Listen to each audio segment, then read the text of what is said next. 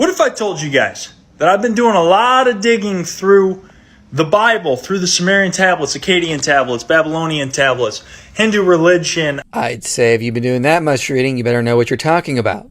So let's see what you got.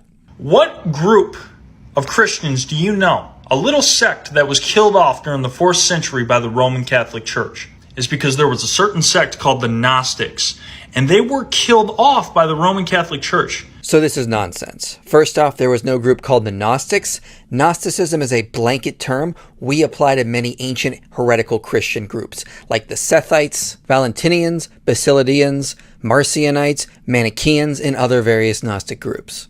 None of these groups call themselves Gnostics. That's an umbrella term we use to classify them all, but they all had various theological disagreements. Gnostic groups were also not killed off in the 4th century. John Turner says that forms of Sethianism survived well into the Middle Ages, Manichaeism became the state religion of the Uyghur Empire, and other groups like the Paulicians or Bogomils weren't even founded until well after the 4th century. By the way, the Roman Catholic Church, they're actually just the Old Testament revamped with the Torah. Torah observers? Anyone out there? Can you comment on this? Are you all just Catholic?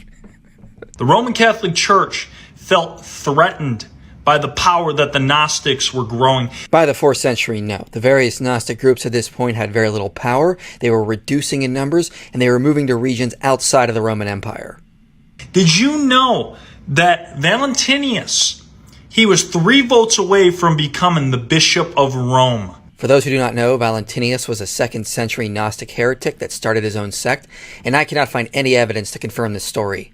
Tertullian tells us he was a candidate to be a bishop, but not specifically the Bishop of Rome. After he was passed up for someone else, in his anger he became a heretic and started his own sect.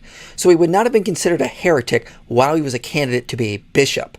However, Irenaeus tells us an entirely different story on how the Valentinian sect got started, so we're not sure how accurate Tertullian's account really is.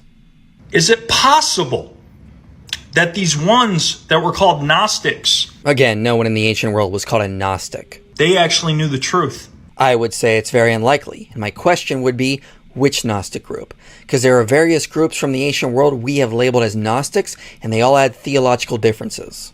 2 days later. So the term heretical group was not coined until Justin Martyr, who was just a philosopher, didn't even have any ecclesiastical authority. Before the Council of Nicaea in 325 AD, you had all these Christian groups, whether they were more esoteric, more Jewish in their beliefs with Torah, different things that were going on. They were all different sects, but they were never called heretical. No, and you just got done telling us in your video that Justin Martyr used the term for heretics. St. Irenaeus of Lyons wrote a whole book called Against Heresies. In the opening line of Tertullian's work, Against the Valentinians, he refers to them as heretics. Gnostic groups and other sects were called heretics long before Constantine. It wasn't until Constantine took power, he made the state symbol, the cross, to mix in with the pagan religion. Constantine converted to Christianity. He did not mix Christianity in with paganism. That's just a modern myth that's perpetrated today. At the Council of Nicaea, things started to change. No, there are just so many myths about the Council of Nicaea. It was brought together to deal with the Arian heresy, with the overwhelming majority of bishops confirming the Orthodox position and siding against Arius. They also dealt with some administrative issues like the date of Easter, but Christianity did not change at the Council of Nicaea. Constantine found that the proto-orthodoxy of the church was more in alignment with their governmental behavior and the way they could put people under control. Again, just another modern myth. Constantine converting to Christianity was more of a liability, considering that most of the ruling class and army were pagan at this point. There is no evidence he converted because he thought it could help control the masses. That just doesn't make sense from an historical perspective. So what they did was they killed off the Gnostics after establishing this. Again, as I pointed out in my last video to you, this is just simply false. We have evidence of Gnostic groups existing well past the 4th century. You just can't repeat this misinformation and expect it to be true this time. Why do I say this?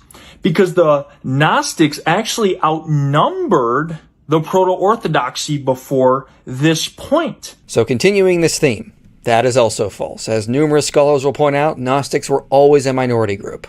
And if Gnostics were a majority, how come we don't have any records of tens of thousands of Gnostic Christians being slaughtered from the 4th century? Because it didn't happen.